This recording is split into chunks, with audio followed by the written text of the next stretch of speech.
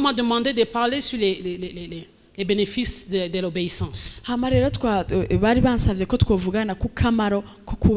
Vous savez, le verset de 1 Samuel 15, 22.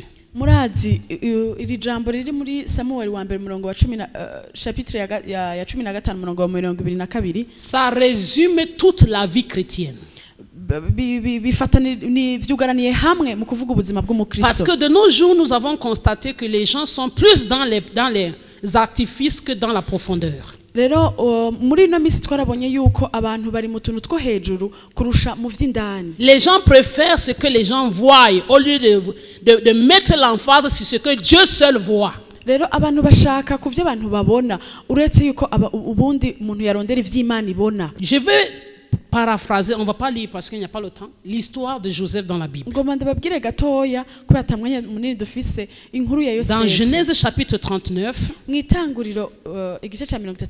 à partir du verset 1 jusqu'au verset 14, la Bible nous raconte l'histoire de Joseph. Jeunes gens, écoutez-moi, je vous en prie. L'une des choses qui est merveilleuse avec les jeunes, c'est que Dieu a des grands projets avec les jeunes. Écoutez-moi, en tant que jeune, Dieu veut faire des grandes choses avec vous. Mais le grand danger qui est lié avec la jeunesse, c'est que le diable aussi vous aime comme Dieu vous aime. Est-ce que vous me comprenez? De la même manière que le Seigneur vous aime, même le diable vous aime. La seule différence avec cet amour, c'est que l'amour de Dieu, c'est pour vous faire entrer dans l'éternité. Mais avec le diable, c'est pour vous amener en enfer pour l'éternité. Vous savez, j'ai 5 garçons, je n'ai pas de filles. Mon premier fils a 18 ans. Et l'une des choses que j'ai observées, c'est que si les jeunes ne cherchent pas Dieu, le diable les cherche. Dans l'histoire de Joseph ici, la Bible nous dit quelque chose. Joseph était un Hébreu. Il était un esclave dans un pays étranger. Mais la Bible dit que Dieu était avec Joseph. Et la Bible dit que dans la maison où Joseph travaillait chez Potiphar, il avait trouvé grâce aux yeux de Dieu. Et la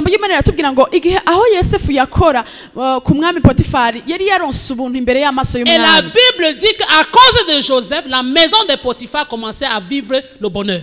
Et la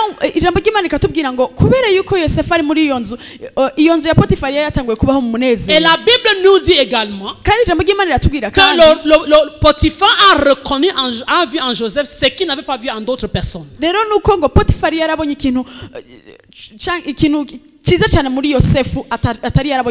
a tellement vu cela, il a fait confiance à Joseph.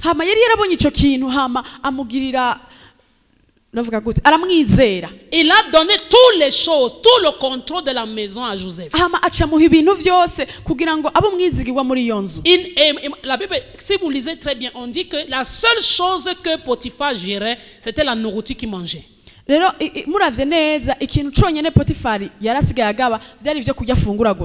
venait s'asseoir sur la table, il ne savait pas ce qu'il devait manger, il mangeait simplement ce qu'on lui donnait parce que c'est Joseph qui disait ce qu'on devait manger, ce qu'on devait faire. Mais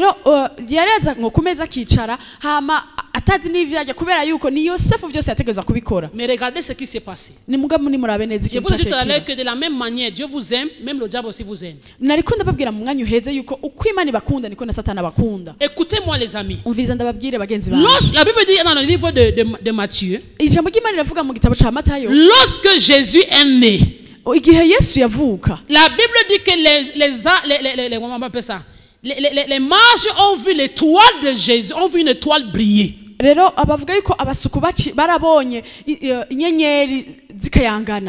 Nous tous qui sommes ici, le jour que nous sortons du ventre de notre maman, une étoile brille. rero mwese muri hano hantu umunsi mwavuye mu nda za mama wanyu inyenyeri zarakayanganye. Est-ce que tu me comprends? Mbega Même si tu es dans une famille pauvre, nubwo waravuye mu muryango ukenye, même si tu es dans une famille riche, nubwo waravuye mu muryango le utunze, jour où tu sors du sein de ta mère, igihe wavuye mu nda ya mama wawe, il y a une étoile qui montre qu'il y a une nouvelle personne qui est venue sur la terre. hariho inyenyeri yerekanye ko hariho umuntu aje mu isi. Je ne suis pas en train de raconter les histoires, c'est scientifiquement prouvé. Rero sindiko ndaza ngaha kubabwira inkuru ariko n'ubushakashatsi Nous bwabaye. tous nous sommes une étoile lorsque nous naissons. Nukuvuga yuko twese turi inyenyeri igihe tuvuka. Et de la même manière, comment on appelle ça? Les mages peuvent reconnaître une étoile. Même le monde des ténèbres reconnaît qu'il y a une étoile qui est née.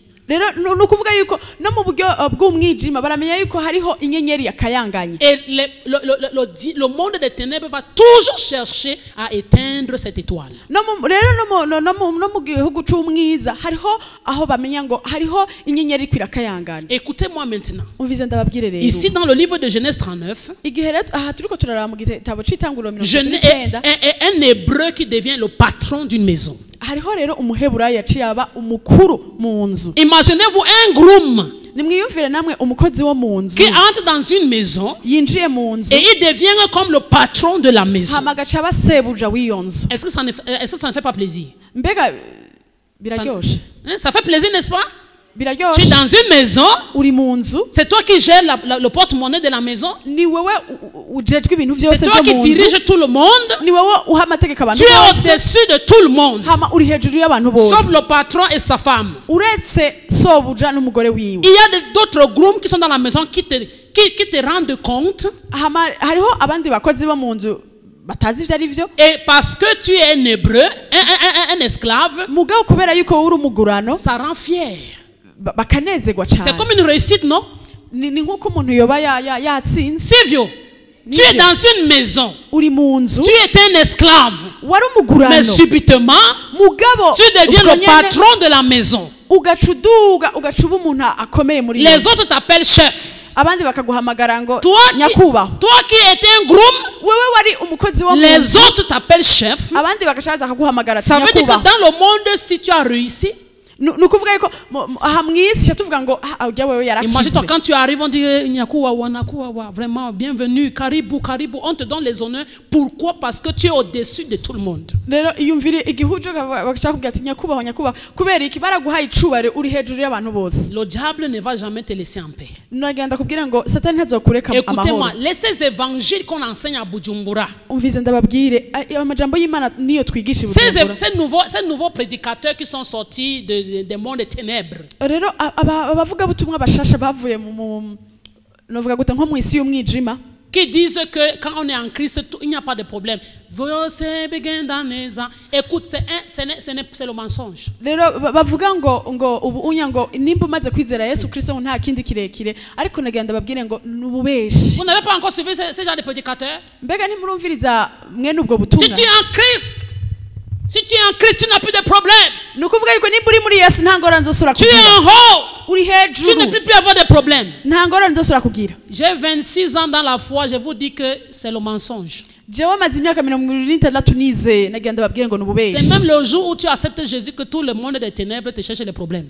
Rero nagenda babwire ngo numunsi zo kwizera Yesu Kristo mwisi y'umwijima zo cakurondera ingorane zose. Je vous dis que quand j'ai décidé de servir Dieu, toute ma famille m'a tourné le dos. Rero nagenda babwire igihe nahitamwe kwizera Yesu umuryango wanje wacumpindukiriza umugongo. J'ai été umugongo. plus persécuté quand j'ai accepté de servir Dieu que quand j'ai donné ma vie à Jésus. Baratanguye kumpama igihe jewe naho ubuzima bwanje Yesu. C'est ce qui s'est arrivé avec Joseph ici. Nivyo vyabaye kuri Yosefu ngaha. Il est devenu le patron de la maison. Yarabaye umukuru muri iyo nzu. Mais il fallait qu'une personne s'élève. Mugabo vyategezwa yuko umuntu ahaguruka. Pour lui proposer ce qui ne devait pas, qui n'était pas dans l'agenda de Joseph. Kugira ngo amusabe ikitari mu nteguro za Joseph. Écoutez-moi les amis. Uvize ndababwire neza bagenzi. Lorsque la femme de Potiphar s'élève pour proposer à Joseph son corps. Igihe rero umugore wa Potiphar yahaguruka kugira ngo asabe Yosefu umubiri wiwe. C'est ce que beaucoup de jeunes traversent aujourd'hui. Nivyo none umunsi ugwaruka gwinshi bahura. Vous savez, nous qui sommes des chrétiens. Vous qui êtes des chrétiens. L'une des choses qui m'a marqué avec Joseph, je crois au verset 13 ou bien au verset 12 au verset 13, nous allons lire. Lisons à partir du verset 9. Dans cette maison, il n'a pas plus de pouvoir que moi. Ça, c'est Joseph qui parle. Rentrons au verset 7. Au bout de quelque temps, la femme de son maître le remarque et lui dit, couche avec moi. Joseph refuse et il dit à la femme de son maître, depuis que je suis ici, mon maître ne s'occupe plus de rien dans sa maison. Il m'a confié tout ce qu'il possède. Dans cette maison, il n'a pas plus de pouvoir que moi. Il ne m'a rien interdit sauf de te toucher, parce que tu es sa femme. Alors comment est-ce que je peux faire un acte aussi grave et pécher contre Dieu? Turahera ku murongo w'indwi havuga ngo hanyuma y'ivyo inabuja agomwa Yosefu aramubwira ati ngo turyamane maze ariyankira yishura inabuja aterega databuja ntaco yibaza ko kuvyo ngaba vyo mu rugo mbere yanjeje ivyo afise vyose nta wundi uta muri urugo kandi ntaco yisigarije ngo akinyime atari wewe kuri umugore wiwe none noshobora nte gukora icaha kingana gityo ngacumura ku Mana. Écoutez-moi, nimunyumvirize neza. À ce niveau où Joseph était, kuri urwo rugezo Yosefu yarari, il pouvait commettre cet acte. Yarashobora gukora ico Personne ne devait être au courant. Kandi nta muntu numwe yari kukimenya. Ça devait être un secret entre la femme de Potiphar et lui. Yari kubibanga hagati ya Yosefu n'umugore wa Potiphar. Mais il y a une réponse que Joseph a donnée. Mugabo hariho inyishu ngaha Yosefu yatanze. Il dit que je ne peux pas commettre un tel acte et pécher contre Dieu. Jesse shobora gukora ikintu nk'ico ngacumura ku Mana. Mais maintenant vous savez pourquoi Joseph a dit ça? Mbega murazi gituma Yosefu yavuze. Parce que c'est sur ça que je vais essayer d'expliquer. Joseph avait une vision. Écoutez-moi les amis. Vous êtes encore jeunes. Et c'est le moment où pour vous, vous devez avoir une vision pour l'avenir. Si nous nous rappelons de l'histoire de Joseph. Joseph, il avait une vision. Et il savait que même si je suis devenu le patron dans la maison de Potiphar, je ne suis pas encore arrivé à accomplir ma vision. C'est pour ça qu'il a dit, je ne peux pas pécher contre Dieu. Bien-aimé, est-ce que le sacrifice vaut mieux que l'obéissance? Bien-aimé, écoutez-moi. En tant que jeune,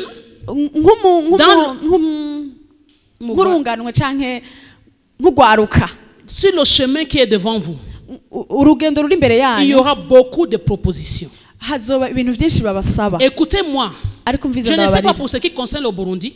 Mais moi qui viens du Cameroun, j'ai côtoyé, c'est un pays de l'Afrique de l'Est. La plupart des jeunes dans ces différents pays, on les propose des choses qui ne glorifient pas Dieu afin de réussir dans la vie.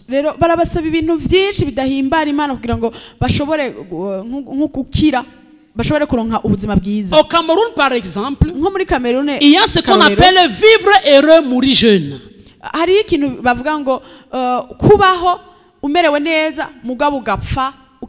Tu vois un jeune garçon de 25 ans qui roule dans une voiture de 70 millions de francs CFA.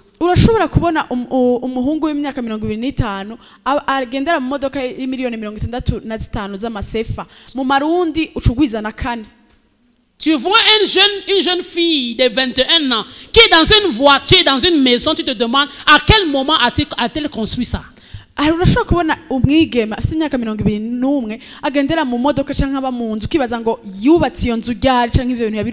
ce qui est marrant, même dans l'église, c'est entré. Parce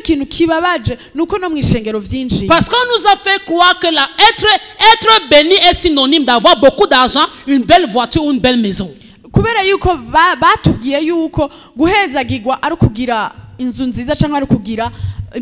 Écoutez-moi très bien. Moi, je ne suis pas une prédicatrice qui flatte les gens.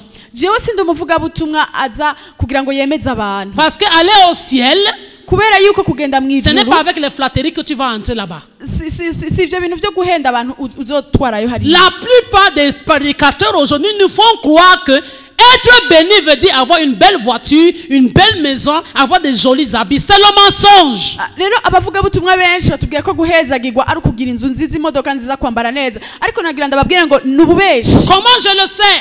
Mbega ni gute ndabizi? Lis tout le livre d'Hébreux.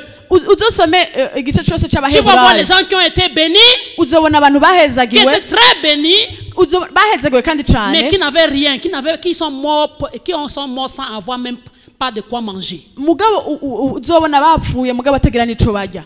C'est pour ça que beaucoup de jeunes nico gituma rero ugwaruka gwinshi se retrouvent en train de se compromettre. bisanga baguye mu mutego. La plupart d'entre vous qui me regardez ici, benshi muri mwebwe bariko baranda, vous avez des projets d'avenir ici, vieux. murafise integuro za kazoza, Vous avez des rêves. murafise indoto. Je vais sortir ma famille de la pauvreté. ndashaka kuzokura umuryango wanje mu Je veux bukene. devenir un grand chanteur de l'évangile. nzoba umuririmbyi akomeye cyane. Je veux qu'on me connaisse aussi au Burundi. ndashaka kandi ko bamenya mu Burundi. Je veux être un grand médecin. ndashaka kuba umuganga akomeye. Mais laisse-moi te dire, il y a une différence entre un chrétien et un païen. ariko hariho itandukaniro ku mukristo Et il y n'umupagani. a une différence entre un religieux et un chrétien. ariko kandi hariho n'irindi tandukaniro ry'umunyedini n'umukristo. Beaucoup de chrétiens rero abakristo benshi posent des actes d'obéissance mais n'obéissent pas. barakora ibikorwa nko kumenga barubaha Imana mugabo batubaha. Est-ce que vous connaissez ce qu'on appelle les actes d'obéissance? mbega murazi ivyo arivyo ibikorwa vyo kubaha Imana? Tu les vois à l'église, ils font tout ce que les chrétiens font. rero abantu benshi baza mu ishengero bakora nk'ivyo abakristo bose bakora. Ils cherchent Dieu. bararondera Ils Imana, prient, barasenga, ils jeûnent, ils barisonzesha, font tout ce que les pasteurs disent. barakora ibintu byose abakozi b'Imana. Mais dans l'intimité avec Dieu, mugabo mu busabane bwabo n'Imana ils n'obéissent pas à Dieu. ntibubaha Imana. C'est quoi obéir à Dieu? mbega ni vy'ukuri kubaha Imana C'est ni d'en faire de la parole de Dieu un style de vie. nukugira ijambo ry'Imana ubuzima bwawe. Écoutez-moi bien aimé. umviriza ndababwire neza. Pardonnez-moi de venir là devant. mumbabarire kuza imbere yanyu. Lorsqu'on parle d'obéissance, igihe rero bavuga kubaha Imana, c'est que toi en tant que chrétien, nukuvuga yuko wewe nk'umukristo tu as pris cette parole urafatira ijambo et ry'Imana tu as décidé hama ugahitamwo volontairement ku bushake bwawe de mettre la parole de Dieu en pratique. gushira mu ngiro ijambo ry'Imana. Ça veut dire que si Dieu te dit ne mens pas, tu ne mens pas. nukuvuga yuko nimba Imana ikubwiye ngo ntubeshe ntubesha. Écoutez, je ne fais pas des choses pour plaire à Dieu, rero umviza ndababare sinkora ibintu kugira ngo mpimbare Imana, mais je fais les choses parce que j'aime Dieu. mugabo ndakora ibintu kubera yuko nkunda Imana. Est-ce que nous sommes ensemble ici? mbega turi hamwe. Il y a des gens qui font des choses pour plaire à Dieu, hariho abantu bakora ibintu kugira ngo banezereze Imana, mais souvent ils n'aiment pas Dieu. mugabo kenshi usanga badakunda Imana. Ils se disent qu'en faisant ceci, je vais gagner telle chose. bakavuga ngo ninakora iki nanje nzoronka Est-ce que vous kiriya. voyez la différence ici? mbega Il y murabona a des ubutandukane personnes qui bwabo. font des choses hariho abantu bakora parce qu'ils se ibintu disent que la Bible dit qu'il faut le faire, kubera yuko bazi neza ko ijambo ry'Imana rivuga ngo nukubikora, parce qu'ils veulent quelque chose de Dieu. kubera yuko bashaka ikintu ku Mana. Mais quand on parle d'obéissance ici, mugabo igihe turiko turavuga ça veut kubaha dire que j'ai Imana, fait les choses pour Dieu, ndakora ibintu ku bw'Imana parce que j'aime Dieu, kubera yuko nkunda et Imana, même si je n'obtiens rien de Dieu, nubwo atashoza kuronka ku ce Mana n'est pas grave. ntaco bitwaye, Mais je le fais mugabo ndabikora parce que je l'aime, kubera yuko ndakunda parce qu'il est Imana, mort pour moi, kubera yuko yarapfuye parce que je kujana, dois le faire, kubera yuko ntegerezwa kubikora, parce que ma vie ne dépend pas de moi, ça dépend de lui. kubera yuko ubuzima bwanje ntibufatiye kuri jewe ariko ubuzima bwanje n'ukuri Ça va kuri Kristo. t'aider à t'éloigner de la compromission. bizogufasha kutagwa mu mitego. Vous savez, lorsque Dieu nous a dit de venir au Burundi, igihe Imana yatubwira ngo tuze mu Burundi, tout le monde se moquait de nous au Cameroun. bose baradutwenga muri Écoutez-moi Cameroun. bien aimé. ariko mviza Les gens nous ndababwire, demandaient ça se trouve où ce pays-là? bakatubaza ngo mbega ico gihugu gitumbereye hehe? Il y a quoi là-bas chez vous? hariya mu Burundi hari iki? Et vous savez, lorsque la guerre a commencé, les problèmes ont commencé en 2015. rero igihe ibintu vyatangura kumera nabi ngaha mu Burundi mu Les gens nous disaient que vous allez 2015, mourir là-bas. hama abantu baratubwira ngo muzopfira Pourquoi vous hariya. partez dans un pays où la monnaie est tellement faible? Hama kubera iki mugiye mu gihugu aho amafaranga atagaciro agira? Mais écoutez-moi bien aimé. ariko mvize ndababwire bene J'étais data, convaincu d'une chose. mugabo naremezwa neza mu Si je ne mutima, pars pas au Burundi, si je ne pars pas au Burundi, nintagenda mu Burundi je ne serai pas dans la volonté de Dieu. sinzoba ndi mu bugombe bw'Imana. Je dois être là où Dieu me veut. Ntegerezwa kubaho Imana inshaka. Écoutez, pendant qu'on se préparait pour venir, Rero igihe turiko turitegura kuza, il y a des missionnaires qui sont venus de l'Allemagne. rero hariho abamisiyonari bavuye mu gihugu ca Alemanya. Ils ont dit à mon mari et à moi, Hama barabwira umugabo wanje hamwe na jewe, ils disent, vous êtes des bons enseignants. baravuga ngo murabigisha beza cane. Nous avons un pasteur qui a quitté l'assemblée en Allemagne. Hariho umuntu yari yavuye mu ishengero hamaraza. Et nous avons besoin des enseignants là-bas. Hama aramubwira ngo twebwe hariya muri Alemanya turakeneye abigisha. Nous voulons que vous venez. Rero twashaka kugira ngo muze. Nous allons prendre soin de vous. Hama tuzobafata. Nous allons payer la maison. Tuzoriha inzu Nous allons yanyu. vous donner les véhicules. Tuzobaha imodoka. Et pendant 4 ans, on va prendre soin de vous le temps que vous vous établissez. Gushika imyaka inihere tuzobamenya vyose kugira ngo mushobore Ma grande kumenyera. sœur a entendu ça, elle m'a dit que voici Dieu qui est venu alors. Ma grande sœur. Elle a dit voilà alors Dieu, ça c'est Dieu ici. Ama uwo tuvukana arambwira ngo raba rero ngo aha rero ni Imana. Il dit là au Burundi vous partez là, ce n'est pas Dieu, c'est le diable qui est en train de vous tromper. Hariya mubwiye mu Burundi ngo si Imana ni Satani ariko arabahenda. Regardez, vous aurez une maison, une nouvelle voiture, vos enfants seront bien. Pourquoi vous partez dans un pays africain pendant que tout le monde va aller chez les pays des blancs? Hama ngo raba hariya muzoba mufise imodoka muzoba mumerewe neza ngo none hariya hantu mushaka kujayo kugira iki kandi twese dushaka kuja muri ivyo bihugu vy'abazungu. J'ai dit à ma grande sœur, hama ndabwira uwo tuvukana mukuru à wanje, quoi servira un homme de gagner le monde entier mbega bizomarira iki umuntu kunguka ivyisi vyose s'il perdait son âme? hama mugagatakaza. Je dis que je suis convaincu d'une chose. Mugabo ndamubwira ngo ndemezwa neza mu mutima. Là où il n'y a pas la volonté de Dieu, yuko ahatari ubugombe bw'Imana, on va perdre notre âme. rero tuzotakaza. Nous sommes arrivés ici, tout le monde nous a abandonnés. rero twarashitse ngaha bose baraduheba. Même quand tu voulais dire quelqu'un bonjour au téléphone, il ne te répond pas. N'igihe wandikira umuntu ukamwandika uti mwaramutse ntiyakwishura. Je vous dis que pendant 2 ans, ça a été difficile. Nagira ndababwira ukuri yuko mu myaka 2 ya mbere vyari bigoye. Tous ceux qui avaient promis nous soutenir, nous ont dit qu'ils ne peuvent pas nous soutenir si nous venons au Burundi.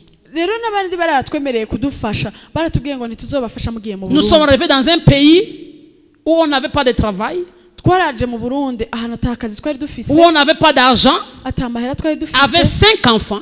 dufise abana batanu. Mais écoutez-moi, ariko mvize si ndababwira, c'est Dieu qui t'envoie quelque part, nimba ari Imana ikurungitse ahantu, si c'est Dieu qui te veut quelque part, nimba ari Imana igushaka ahantu, les hommes peuvent te tourner le dos, mais lui sera toujours présent.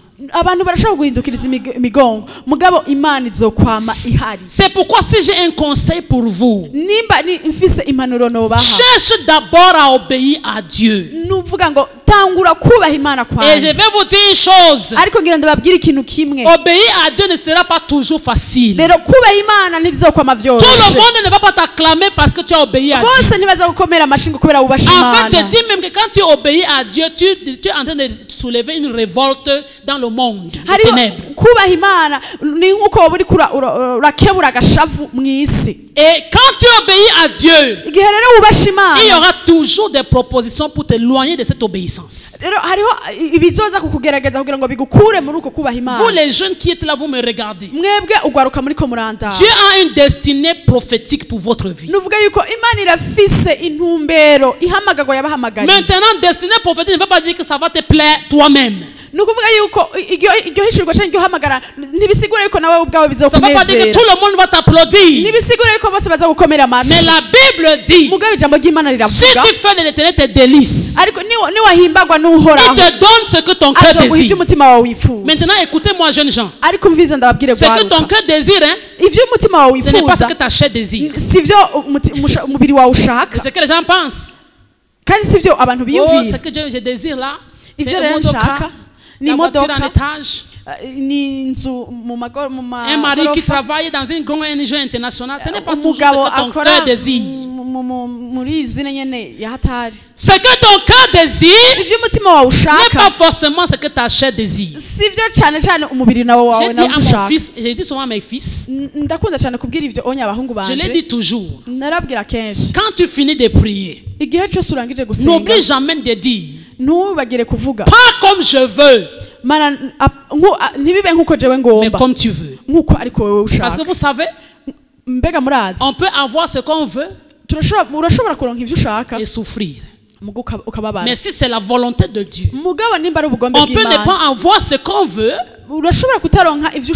et être heureux. Est-ce que nous sommes ensemble, je? Il y a des propositions sur votre chemin.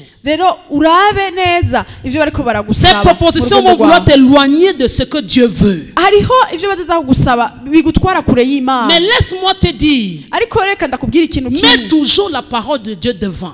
Qu'est-ce que Dieu veut que je fasse? Vous savez, pardonnez-moi de dire ce que je vais dire avant de terminer. Je suis souvent scandalisé depuis que je suis au Burundi. Ça n'est pas pour dire que chez nous au Cameroun on aime beaucoup le Seigneur, non. Mais chez nous, quand quelqu'un est païen, il est païen, il assume qu'il est païen. Est-ce que nous sommes ensemble ici? Quand il est païen, il assume ça. Il assume son paganisme, il accepte qu'il est païen. Oui. Souvent, je connais au Cameroun des personnes le dimanche matin. Il ouvre le portail. Il met les baffles dehors. Il met les musiques païennes. Et il met les casiers de bière avec ses amis sur la cour. Et quand les gens passent pour aller à l'église, quand tu arrives là-bas, il faut prier pour nous les païens. Il ne cache pas qu'il est païen. Mais l'une des choses que j'ai vues au Burundi, surtout lorsque tu regardes dans la cartographie qui est sur Facebook, sur la page de Facebook du Burundi, on te dit qu'au Burundi, 98% sont des chrétiens. Et on te dit 2% sont des musulmans. Quand tu arrives au Burundi, tu vois que tout le monde est chrétien. Et ça m'a trompé quand je suis arrivé ici. Parce que tout le monde s'appelle Naïmana, Imaïmana, Iribamana, Irabimana. Il y a toujours Imana qui finit. On voit toujours qu'il y a Imana à la fin. Seigneur, tu nous as envoyé faire quoi ici alors? Puisque tout le monde est chrétien, ici tout le monde va aller au paradis. Mais j'ai découvert avec beaucoup de douleur qu'il y a des gens, même au niveau des hommes de Dieu, qui utilisent la Bible à leurs propres fins.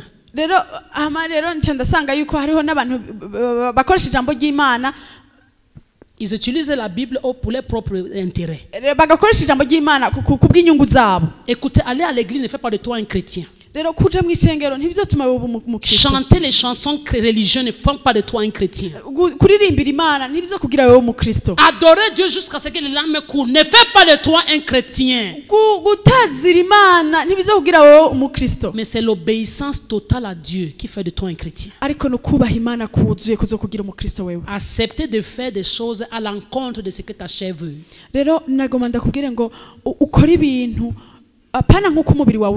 Vous savez, le jour où quand nous quittions le Cameroun, Dieu nous a dit de ne rien vendre qui était dans notre maison. Ne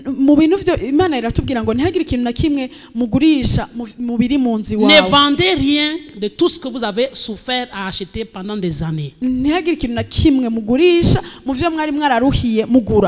Et le jour où j'ai commencé à donner les choses à cadeau aux gens, j'ai sorti mes plats. Plus de 260 plats que j'avais gagné dans la Ishirahamwe. Je donnais ça aux gens et quand ils partaient, j'avais l'impression qu'on déchirait mon cœur. Et j'ai dit à Dieu, Seigneur, pourquoi tu ne peux pas donner la permission de vendre même une seule chose? Mais il y avait une parole qui me forçait de donner, de faire ce que je faisais. Le Seigneur nous avait dit, ne vendez rien. allez au Burundi seulement avec vos habits. Je vais m'occuper de vous là-bas. L'obéissance à Dieu fait mal à la chair. Mais je vous dis plus tard, c'est sucré. Les gens peuvent se moquer de vous parce que tu es obéi à Dieu. Jeune fille, quand tu croises tes pieds, que tu refuses un homme dans ta vie, c'est difficile parce que tu vois tes amis qui ont des copains, qui ont des moyens, qui ont un téléphone Android. C'est difficile, mais je vais te dire une chose. Plus tard, tu vas rire. Biragoye iyo uri kurabona abagenzi bawe bari kumwe n'abakope bari kubona abo bakundana bafise amatelefone meza nukuvuga yuko nivyo birababaza mugabo mu nyuma bizokunezera. Jeune garçon, il y a beaucoup de propositions. Bahungu bayabaga muri hano hantu ibintu byinshi on te demande de faire des choses que toi-même tu sais que ce n'est pas bien. Ari ibintu bagusaba nawe ubwawe uzi neza ko atari. Et tes amis le font et gagnent beaucoup d'argent. Rero abagenzi bawe barabikora kandi baronka amahera menshi. Vous savez, il y a une vie après celle-ci. Et même dans cette vie-ci, écoutez-moi, maintenant je vais terminer. Il y a un homme de Dieu que j'aime beaucoup qu'on appelle Paul Nenche. C'est un Nigérian. Avant-hier, je suivais une vidéo de prédication. Je n'ai pas pu finir la vidéo parce que j'étais à genoux en pleurs. Et il disait ceci. Il disait, every time, tout le temps, que tu veux prendre une décision, sache que la décision que tu vas prendre, ça va affecter ta vie d'aujourd'hui et ta vie de demain. Et il disait ceci. Il y a des décisions que nous prenons aujourd'hui et qui vont toucher même nos arrière-petits-enfants. L'obéissance, ma soeur. L'obéissance, mon frère, que tu vas mettre maintenant. Ça va affecter ta vie aujourd'hui et ça va affecter ta vie après. Je dis toujours à Dieu, j'aimerais que mes petits-enfants, mes arrière-petits-enfants, qu'à cause de mon sacrifice, s'asseyent et se réjouissent en disant, mon arrière-grand-mère a sacrifié sa vie et aujourd'hui je me réjouis de son sacrifice. Son sacrifice d'obéissance. Sacrifie, mon frère. Vous êtes des jeunes. Je vous en prie. Je vous parle comme une mère parle à ses enfants. Ne laissez pas les opportunités. Ne laissez pas les biens de ce monde vous éloigner du sacrifice de l'obéissance que vous devez mettre en pratique. Parce que comme Dieu vous aime, c'est comme ça que le diable vous aime. Que le Seigneur vous bénisse.